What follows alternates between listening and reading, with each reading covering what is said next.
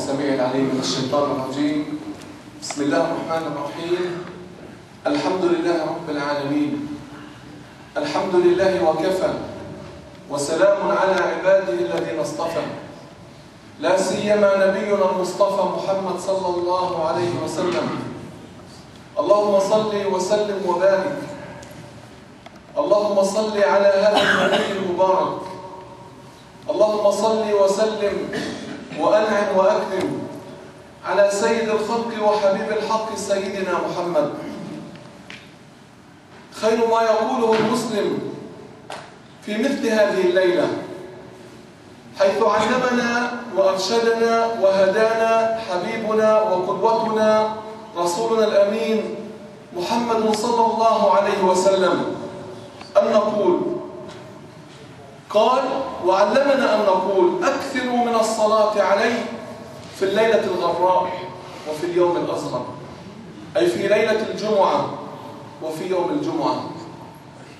فعليك الصلاة والسلام سيدي وحبيبي يا رسول الله، يا من اجتمعنا على سنتك في بيت من بيوت الله كما علمتنا وأرشدتنا إلى ذلك، حيث قال الحبيب عليه الصلاة والسلام: ما اجتمع قوم في بيت من بيوت الله يتلون كتاب الله ويتدارسونه فيما بينهم إلا ونزلت عليهم السكينة وغشيتهم الرحمة وحفتهم الملائكة وذكرهم الله تعالى في من عنده.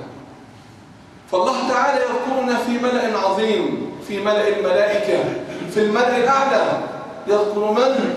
يذكر عباد الله، هؤلاء الذين اجتمعوا من أجل الله وعلى طاعة الله وفي بيت من بيوت الله يحيون سنة من سنن الحبيب عليه الصلاة والسلام. وخير ما نستهل به هذا اللقاء وهذه المحاضرة الإيمانية تلاوة عطرة من كتاب الله مع أخينا شادي، فليتفضل.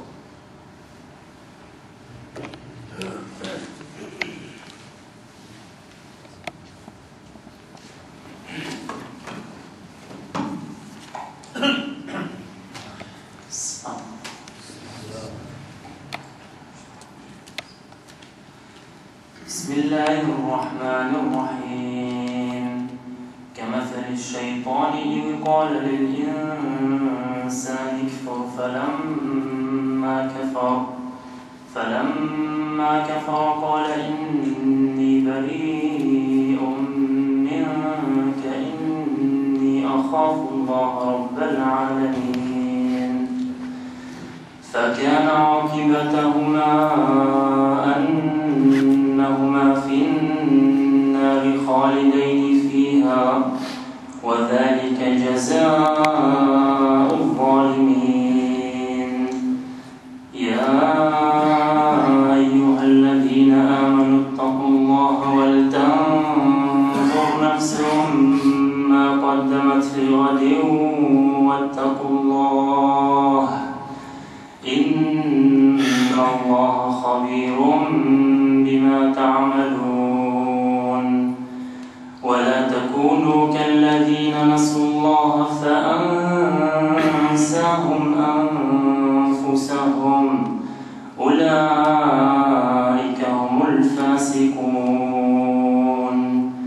لا يستوي أصحاب النار وأصحاب الجنة، أصحاب الجنة هم الفائزون.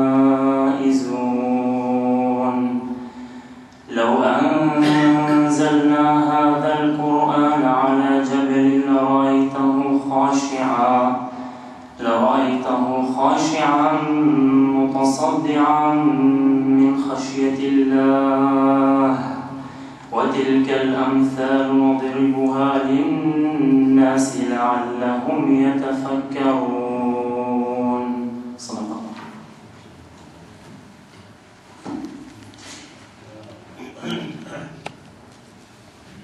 صدق الله العظيم وصدق رسوله الكريم صلى الله عليه وسلم. يا خير من جاء الوجود تحية من المرسلين إلى الهدى بك جاءوا، بك بشر الله السماء فزينت، وتوضعت مسكا بك الغبراء، بلغ العلا بكماله، كشف الدجى بجماله، حسنت جميع خصاله، فصلوا عليه وآله. نبدأ مع أنشودة إن شاء الله في مدح الحبيب عليه الصلاة والسلام. ومن فتح اللجنة فليتفضل.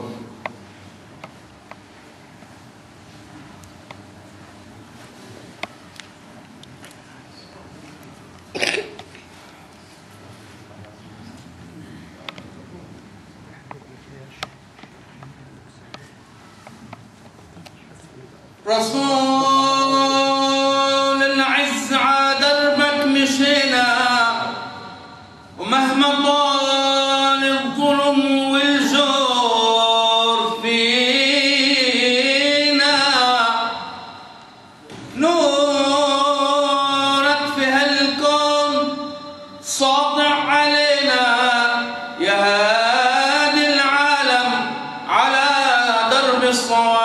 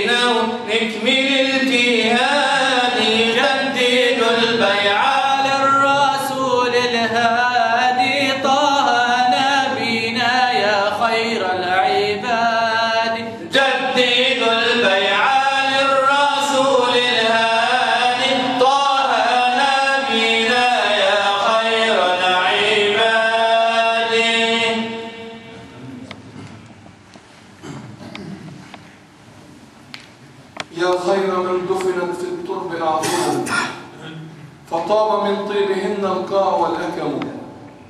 نفس الفداء لقبر أنت ساكنه، فيه العفاف وفيه الجود والكرم. أنت الحبيب أنت الحبيب الذي ترجى شفاعته عند الصراط إذا ما زلت القدم. مع هذه المعاني، مع الحبيب رسول الله، مع هذه الأجواء، نعيش مع فضيلة الدكتور مشكور فواز، فليتفضل مشكورا. الله أكبر ولله الحمد. الله الرجيم. بسم الله الرحمن الرحيم. اللهم لك الحمد عدد ما خلقت، ولك الحمد ملء ما خلقت. اللهم لك الحمد عدد كل شيء، ولك الحمد ملء كل شيء. اللهم لك الحمد عدد ما في السماوات وما في الأرض. اللهم لك الحمد عدد ما أحصى كتابك، ولك الحمد على ما أحصى كتابك.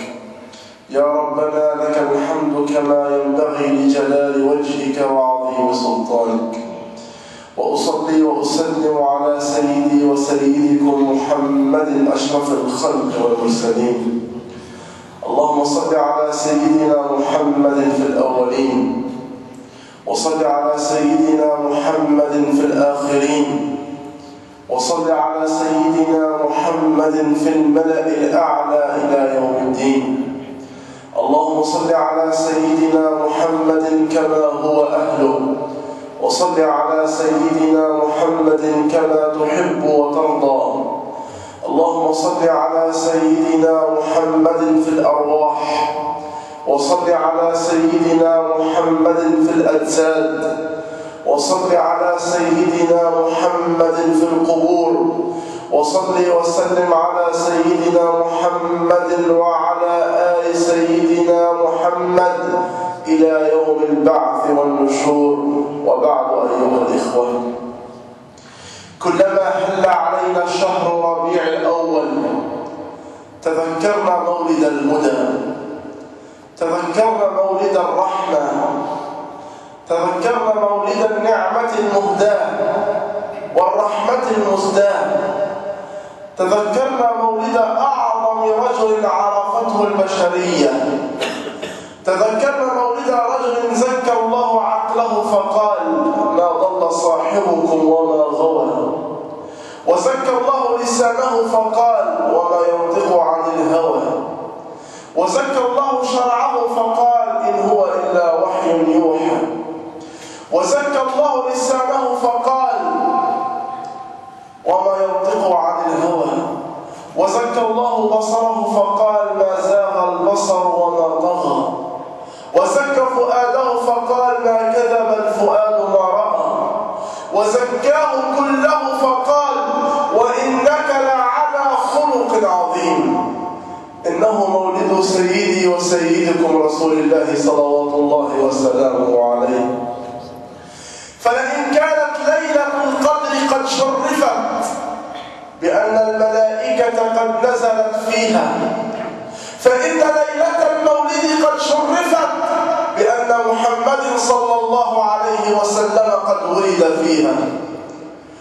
ولئن كانت الأمة قد شرفت بليلة القدر فإن الإنسانية بل البشرية بل الوجود كله بإنسه وجنه ودوابه وجماداته وأشجاره قد تشرف بمولد النبي صلى الله عليه وسلم. يا خير من دفنت بالقاع أعظمه فطاب من طيبهن القاع والأكم، نفس الفداء لقبر أنت ساكنه فيه العفاف وفيه الجود والكرم. أنت الحبيب الذي ترجى شفاعته عند الصراط إذا ما زلت القدم. فما لنا لا نحتفي ونحتفل بمولد رسول الله صلى الله عليه وسلم، والله سبحانه وتعالى يقول في قرآنه الكريم قل بفضل الله وبرحمته فبذلك فليفرحوا. يقول إمام الحفاظ السيوطي رضي الله عنه وأرضاه في كتابه الدر المنثور في تفسير هذه الآية، وأيده بذلك الإمام الألوسي في روح المعاني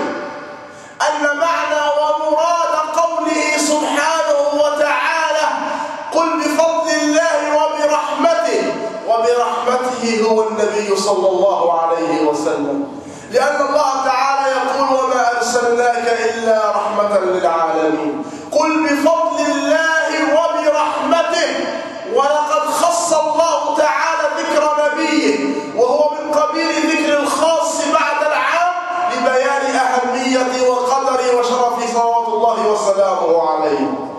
قل بفضل الله وبرحمته فليفرحوا. قل بفضل الله أي الإسلام وبرحمته فبذلك فليفرحوا. إن القلوب لا تفرح بمولد محمد صلى الله عليه وسلم. وكيف لا نفرح والنبي صلى الله عليه وسلم قد أشار إلى ذلك لما أن قيل له يا رسول الله لما تصوم يوم الاثنين؟ فقال ذلك يوم ولدت فيه، ذلك يوم ولدت فيه، وذلك يوم أنزل علي فيه، وذلك يوم أبعث فيه.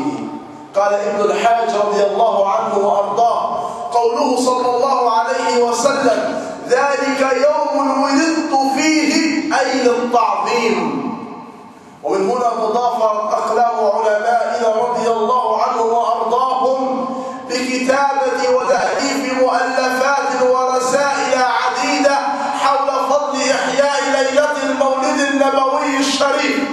فها هو الإمام السيوطي رضي الله عنه وأرضاه يكتب في كتابه الحاوي للفتاوى، يعد بابا خصيصا أسماه حسن المقصد في عمل المولد. وها هو الإمام الحافظ العراقي يؤلف رسالة يسميها المولد البهي في المولد السليم. وها هو العلام الحافظ ملا علي قاري يؤلف كتابا ويسميه المولد الروي في المولد النبوي. وها هو ابن الجزري إمام الحفاظ وإمام القراء صاحب كتاب النشر للقراءات 10 يؤلف كتابا ويطلق عليه ويسميه التعريف أو العرف بالتعريف في المولد النبوي الشريف. وها هو الإمام الدمشقي يؤلف كتابا ويسميه المورد الصادي في مولد النبي الهادي، وغيرها من الكتب التي يضيق بنا المقام ذرعا في تعدادها. ولقد قال جمهور فقهائنا باستحباب إحياء ليلة المولد النبوي الشريف، وذكر ذلك ابن حجر العسقلاني في كتابه فتح الباري، والإمام القسطلاني في المواهب اللدنية، والإمام السخاوي رضي الله عنهم أجمعين، حيث ذكر ابن حجر العسقلاني في كتابه فتح الباري تحت حديث لما أن جاء النبي صلى الله عليه وسلم مهاجرا من مكة إلى المدينة المنورة، وهنالك وجد اليهود يصومون يوم عاشوراء، فسألهم عن صيام هذا اليوم فقالوا له إن هذا يوما قد أنجى الله فيه موسى من فرعون، فقال نحن أولى منكم بموسى وأمر بالصيام. قال ابن حجر العسقلاني تعليقا على هذا الحديث في استحباب إحياء الأيام التي تتجدد فيها نعم الله عز وجل، وإن أفضل نعمة قد أنعم الله بها علينا هي نعمة النبي صلى الله عليه وسلم. من هنا استشق واستنبط ابن حجر العسقلاني استحباب إحياء مولد نبيه صلى الله عليه وسلم تذكرا لنعمة الله وتحديثا بنعمة الله، لأن أفضل نعمة أسداها الله تعالى للإنسانية جمعاء، لا أقول للأمة الإسلامية على وجه الخصوص بل للبشرية، هي مولد النبي صلى الله عليه وسلم. وأشار إلى مثل ذلك ابن رجب الحنبلي في كتابه لطائف المعارف في من مواسم العام من الوظائف، حيث ذكر بابا تحت اسم باب ذكر المولد النبوي الشريف، وأشار إلى استحباب إحياء ليلة المولد ويوم المولد تجديدا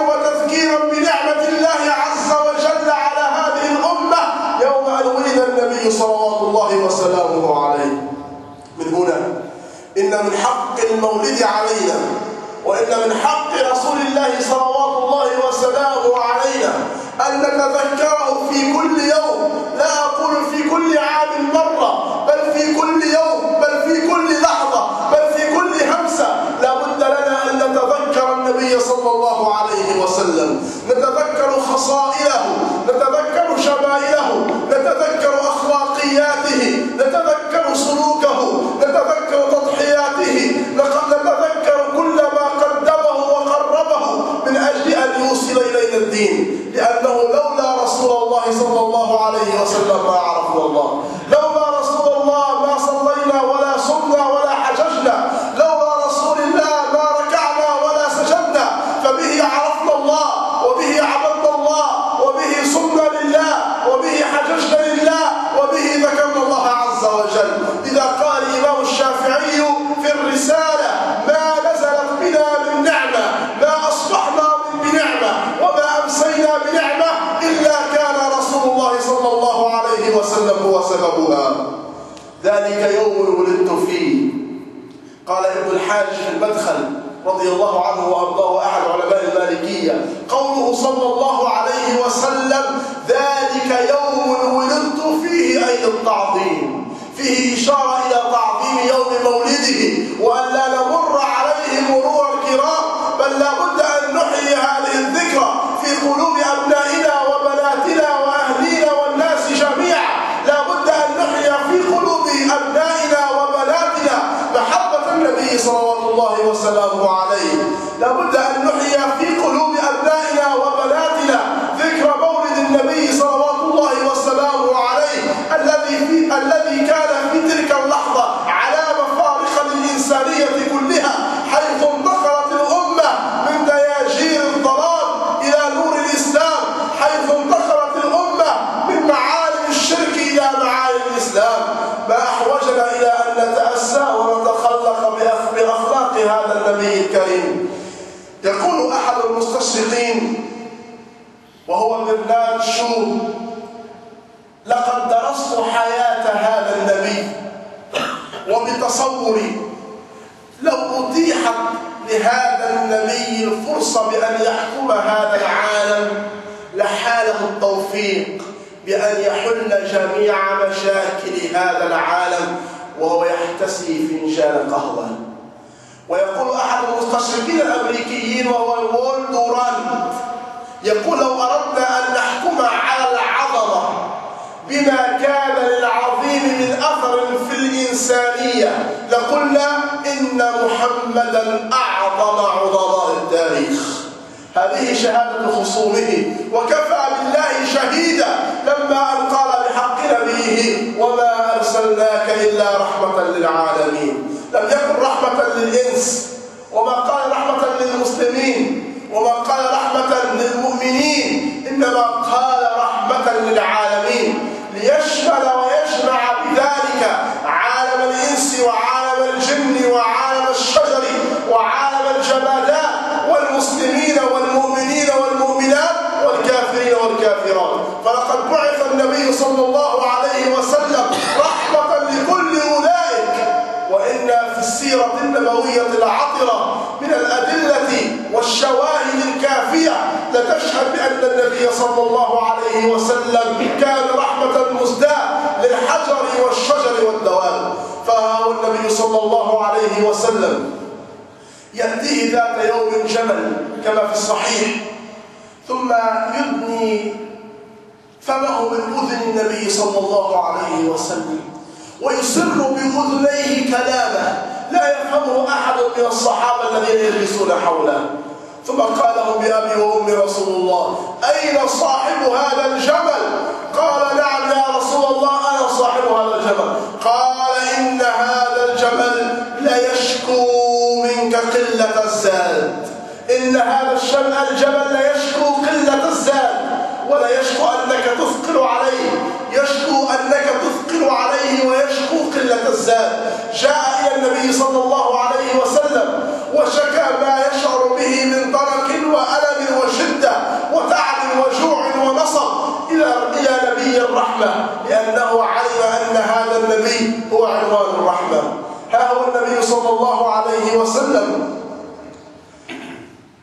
كما أخبر عن الله عز وجل في القرآن الكريم بالمؤمنين رؤوف رحيم، لما أن رجع من المدينة المنورة إلى مكة المكرمة وقد اجتمع حوله صناديد أهل الشرك والكفر، وأخذ يستعيد شريط الذكريات. هذا سبه، هذا شتمه، هذا قذفه، هذا تآمر عليه، هذا تآمر على قتله. ثم قال له النبي صلى الله عليه وسلم: ما تظن أني فاعل بكم؟ قالوا: خيرا، أخ كريم وابن أخ كريم. فقال لهم النبي صلى الله عليه وسلم: اذهبوا فأنتم الطلقاء. ما أحوجنا إلى أن نتأسى بأخلاق هذا النبي، وإلى أن ندرس سيرة هذا النبي، وإلى أن نطبق مع تعاليم هذا النبي في حياتنا، في بيوتنا، في شوارعنا، في مدارسنا. إن شخصية النبي صلى الله عليه وسلم هي الشخصية الإنسانية الكاملة التي تجد فيها جميع جوانب الحياة. إذا أردت أن تقتدي بجانب من جوانب الحياة، سواء في الجانب الديني أم الجانب العقلي أم الفكري أم الثقافي أم السياسي أم الاجتماعي أم الاقتصادي، فإنك تجد ذلك في شخصية النبي صلى الله عليه وسلم. جمع شمائل الخير كلها، جمع خصال الخير كلها: العبقري والمفكر والطبيب والمهندس والاقتصادي والسياسي والزوج والأعزب. يجد في شخصية النبي صلى الله عليه وسلم ما يشبع نهمته وما يكفيه.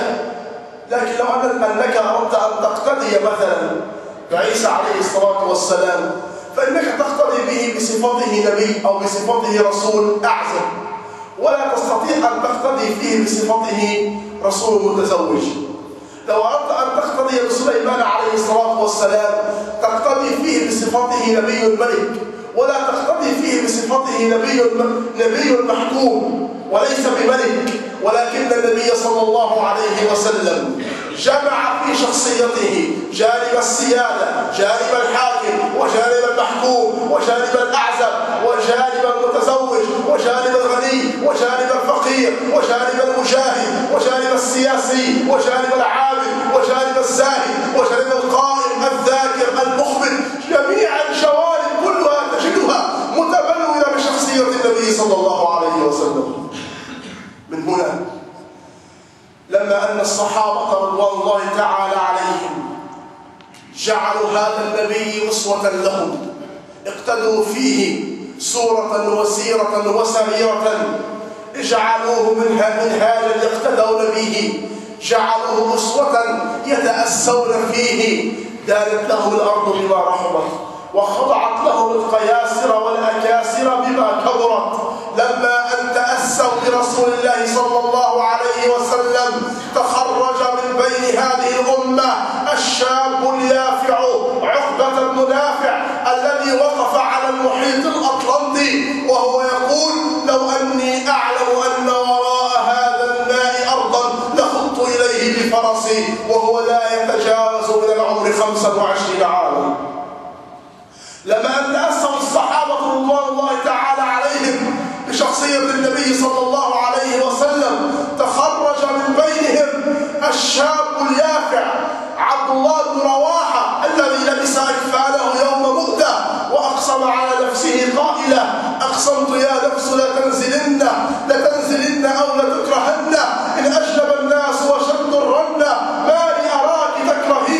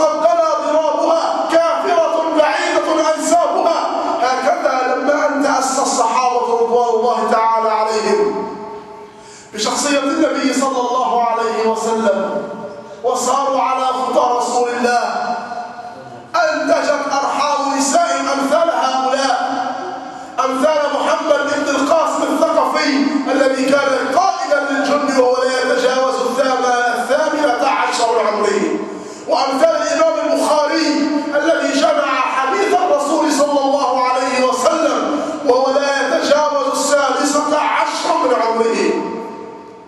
لما؟ لأنهم تأسوا برسول الله صلى الله عليه وسلم. من هنا ينبغي أن نعمق في قلوبنا محبة رسول الله، ونعمق في قلوب أبنائنا محبة رسول الله صلى الله عليه وسلم. إن إحياء مولد رسول الله صلوات الله وسلامه عليه فيه من الأجر الجزيل والثواب الوفير ما لا يعلمه إلا الله عز وجل. ولقد أشار إلى ذلك البخاري في صحيحه عن العباس بن عبد المطلب رضي الله عنه وارضاه أنه قال: إن العباس قد رأى ليلة أبا لهب في منامه، وقد رآه على شر حال، فقال: وما فعل الله بك؟ قال: ما ترى إلا أنه يخفف عني العذاب في كل يوم 2. قال: ولما؟ قال: لأنه لما أن أتتني ثويبة، وكانت جارية لأبي لهب، وحديث في البخاري، لما أن أتتني ثويبة تبشرني بمولد محمد أعتقتها، فلأني فرحت بمولد رسول الله فإن الله ليخفف عني العذاب يوم 2. فأنشد أحدهم قائلا: إذا كان هذا كافر قد جاء في الكتاب تبت يداه وهو في جهنم مخلدا يخفف عنه دائما يوم 2 لأنه فرح بمحمدا، فما الظن بعبد عاش عمره مسرورا بأحمد ومات موحدا.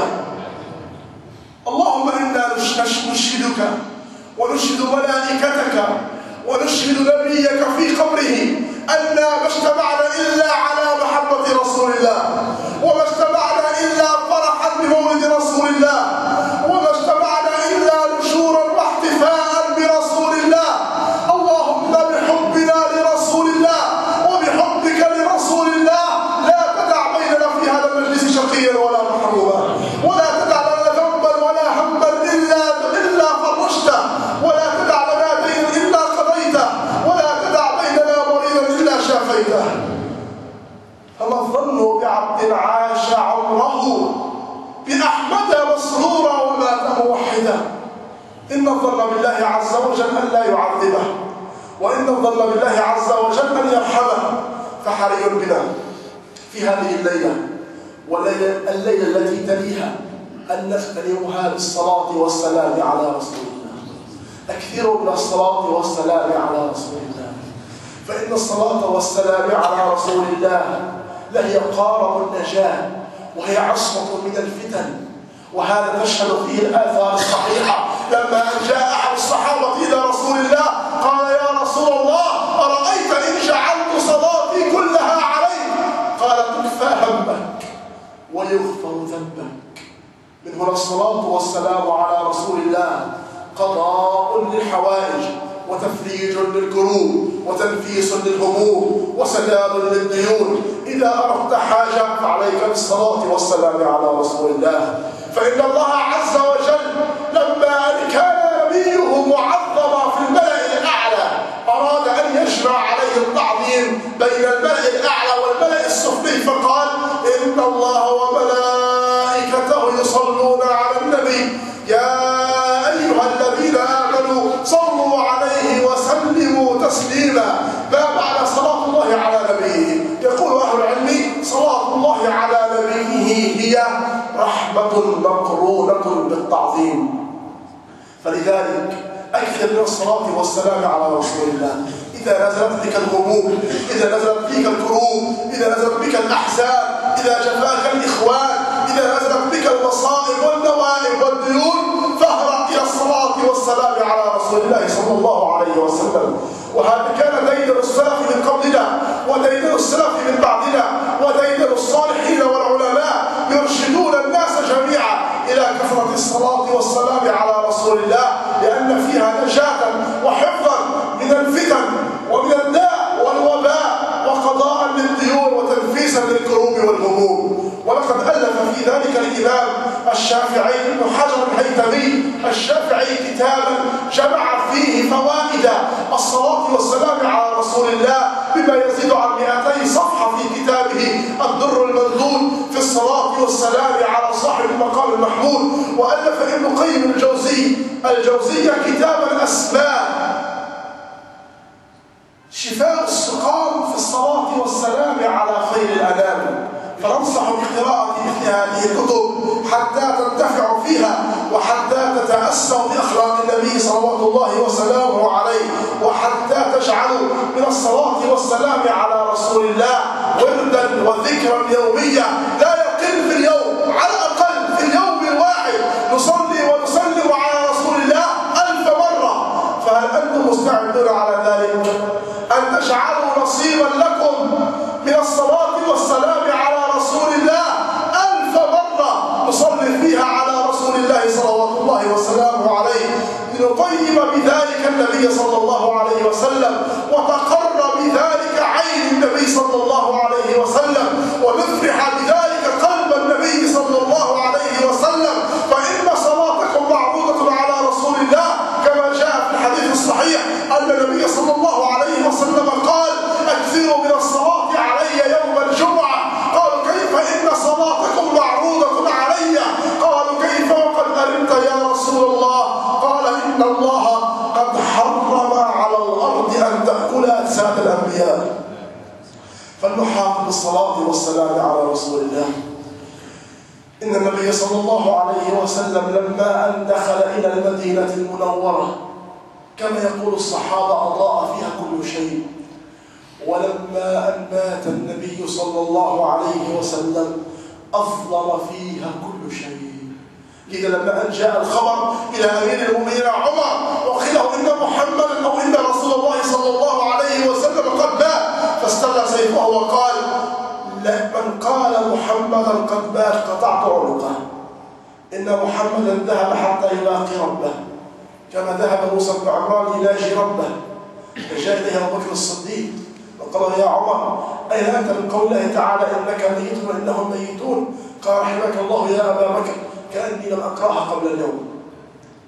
وأحدهم لما أن جاء إليه خبر وفاة النبي صلى الله عليه وسلم قال: اللهم إن كان رسول الله قد مات حقا فخذ بصري حتى لا أرى بعد اليوم أحدا غير رسول الله. فأخذ الله بصره.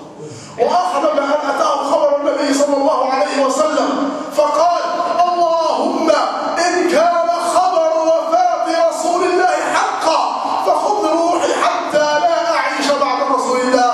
فقبل الله روحه.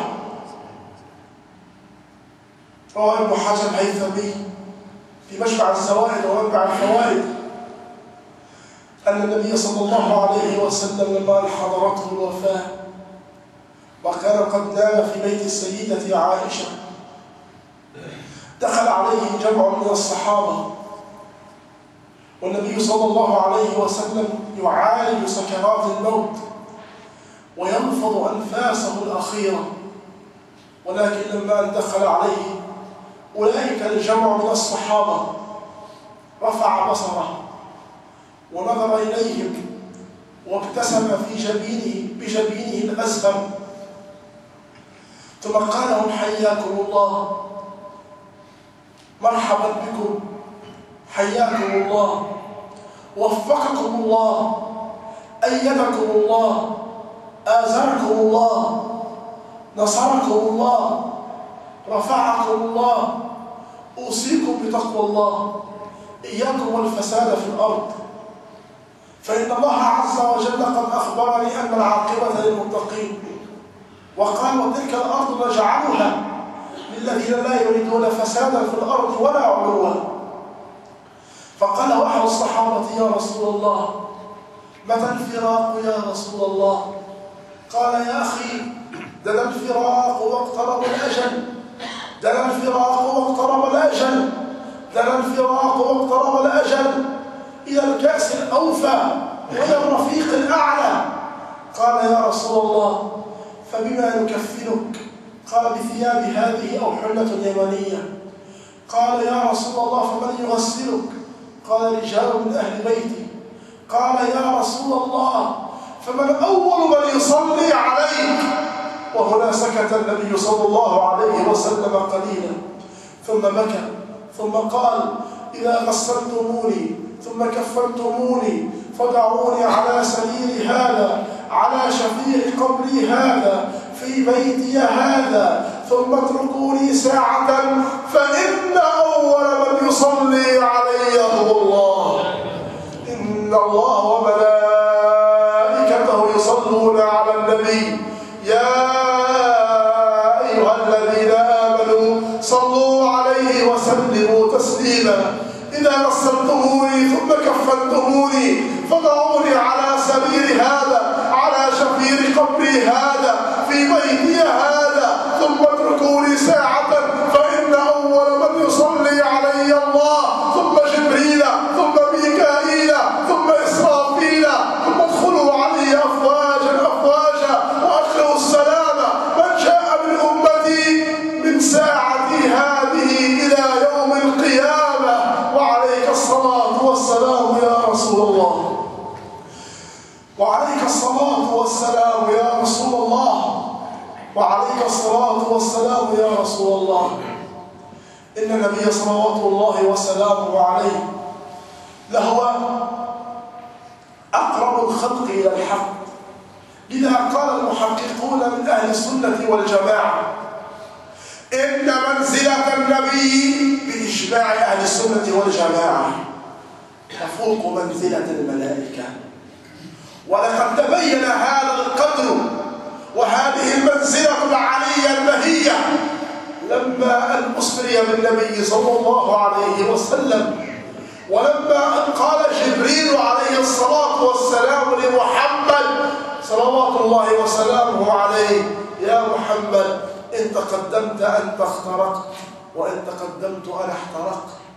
فتبين أن مقام النبي صلى الله عليه وسلم لهو أعلى وأجل من مقام الملائكة. وعلى ذلك اتفاق كلمة علماء أهل السنة والجماعة. إنه بشر ولكن حقيقته تفوق حقيقة البشر. إنه بشر ولكن أخلاقه هي فوق أخلاق البشر. إنه بشر ولكن أخلاقه وتصرفاته تفوق أخلاق وتصرفات الملائكة.